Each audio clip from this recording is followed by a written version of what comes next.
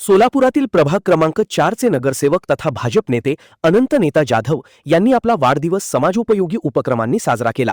रक्तदान शिबिर, शैक्षणिक साहित्य वाटप, एलसीडी रायटिंग टॅब्लेटचे वाटप, वृक्षारोपण, अनाथाश्रमातील बालकांना भोजन आणि महिलांसाठी शासकीय योजनांच्या नोंदणी शिबिराचे आयोजन त्यांच्या वाढदिवसानिमित्त करण्यात आले. या उपक्रमांना नागरिकांचा उत्स्फूर्त प्रतिसाद मिळाला. यावेळी आमदार विजयकुमार देशमुख यांनी सदिच्छा भेट देत अनंत जाधव यांना वाढदिवसाच्या शुभेच्छा दिल्या.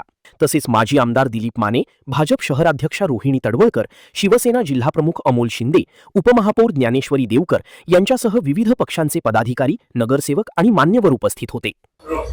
मी सचिन साळुंके, प्रभाग क्रमांक 4 चे लोकप्रिय नगरसेवक माननीय अनंत नेता जाधव यांच्या वाढदिवसानिमित्त धर्मवीर संभाजीराजे तालीम तरुण मंडळातर्फे विविध सामाजिक उपक्रमाचं आयोजन केलं आहे. त्यामध्ये भव्य रक्तदान शिबिर भरवण्यात आलं आहे. त्यानंतर विविध ठिकाणी वृक्षारोपण करण्यात आले.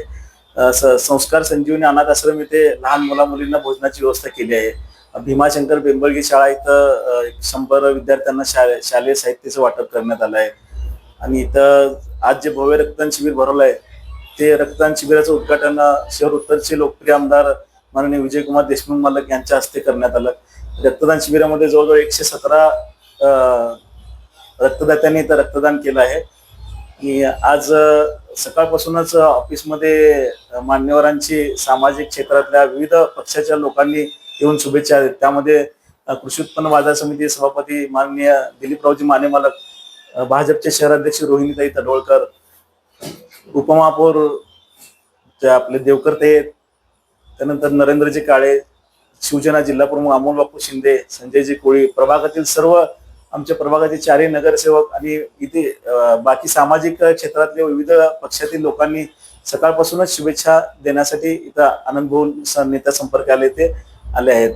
त्यानंतर आज प्रभागातील ज्या लोकांच्या समस्या आहेत त्या आनंद भाऊ नेत्यांनी या अगोदरही केल्या आहेत आणि यानंतरही चालू आहे. म्हणजे याच्या अगोदरही प्रभागातील लोकांनी त्यांना नगरसेवक म्हणून पदाची संधी दिली होती.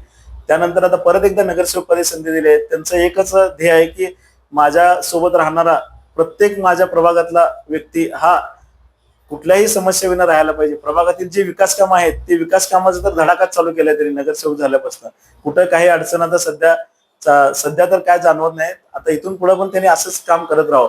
आणि आम्ही खास महिला भगिनींसाठी दरवर्षी रक्षाबंधन निमित्त विविध कार्यक्रमाचं आयोजन केलं आहे. पण यावेळेस आम्ही एसटी पास NFC नवीन एसटी पासची मोफत आम्ही महिलांसाठी खास आमच्या प्रभागातील महिलांसाठी भरवलं आहे. ते कार्ड आपण ह्या भाऊंच्या वाढदिवसानिमित्त जो ओपनिंग केलं आहे त्या कार्डचं ओपनिंग आज करून फ्रीमध्ये आम्ही रक्षाबंधन दिवशी खास आमच्या प्रभागातील महिला भगिनीसाठी त्याचं वाटप करण्यात येणार आहे. दरवर्षीप्रमाणे याही प्रमाणे रक्षाबंधन दिवशी आमच्या या भागातील ज्या महिला भगिनी आहेत त्यांना ह्या कार्डचं वाटप करण्यात येणार आहे.